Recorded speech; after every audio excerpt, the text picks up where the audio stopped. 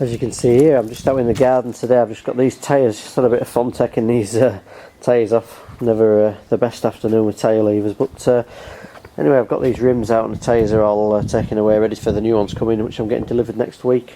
So I'm going to take these in the garage. I'm going to just take the paint off them with a wire brush, I think, take them back to bare metal. I'm going to prime them up. I'm going to do them, I think I'm going to do them like an aluminium silver colour this time, instead of this like white cream colour. So, as you can probably see here, they're in a little bit of a state. There's obviously a lot of rust spots and things like that. So I'm going to tidy these wheels up and make them look as good as I can. There we are. You can see I've got these wheels, refurbished them. Just basically took a bit of paint off them and primed them up with white prime and did them with silver aluminium paint as well. I've also got some new tyres and tubes on there, just for good measure. The same on the back here. I'm just in the process really of putting some brakes back on the bike. Now, as you can probably see here, I've got some new brake shoes here for the front. I've also got some new ones for the back as well.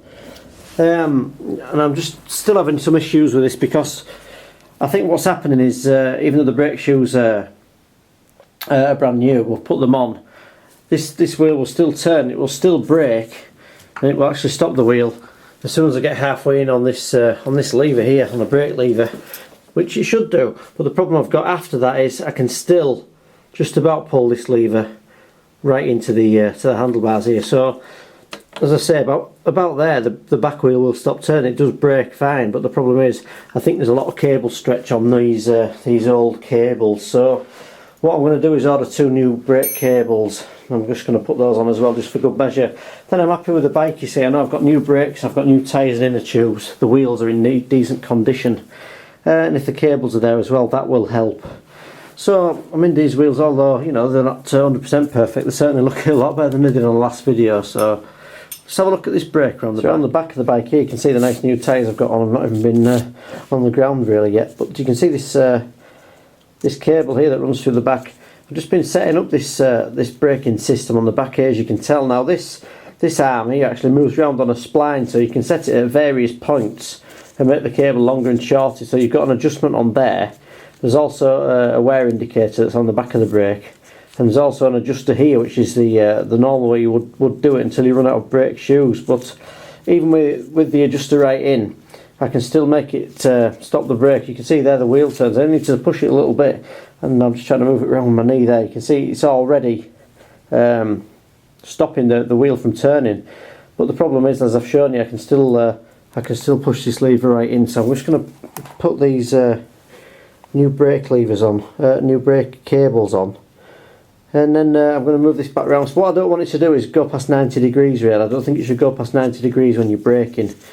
I'm just going to set this up correctly, so I'm happy with that. So I've had that on and off a few times and had a bit of a mess about with that. So what I'm going to do tonight is I'm just waiting for these parts to arrive. I've actually got the new shoes on the back of here as well. I'm just going to drain this transmission fluid out of here. I think there should be 100 milliliter of 1030 SAE 1030 oil in there.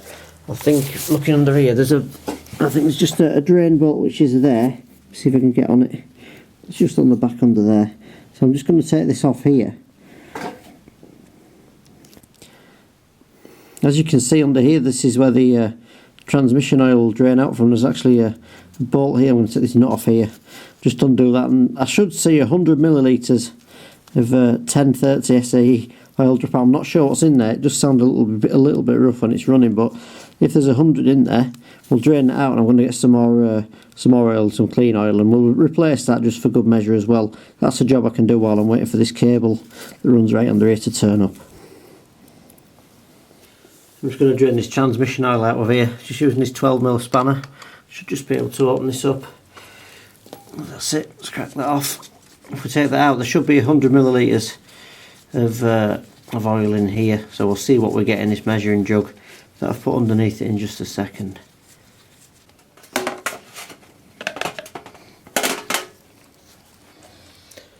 So there we go, it's actually started draining out. We'll see what we get in just a second.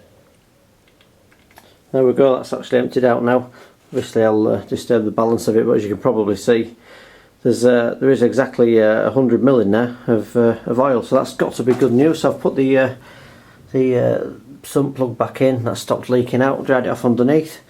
All I'm going to do is get myself some new oil and basically replace that. Very simple to do. Just take the top off here, we'll just replace it from there. Nice simple job to do, definitely worthwhile doing. Now, as I was mentioning with this rear brake cable stretching, I've actually got this at the a long way back on the setting. There's actually no adjustment tightened up there. I've actually had to move this lever so far around just to get a setting on it, and as you can probably tell here, this cam's already opening. That's not what I want really. I want this this little cam here, I want this to be flat in between these new brake shoes before I make any adjustments. So that's another indication that I'm going to buy a new cable for. So I'm quite happy to do that. New brakes, tyres, tubes and cables. It's yeah, it adds up a little bit the cost, but at least you know you're riding on a bike that's going to be good and safe. So I'll just take a chance just to take these brake shoes off just to show you how I fitted them.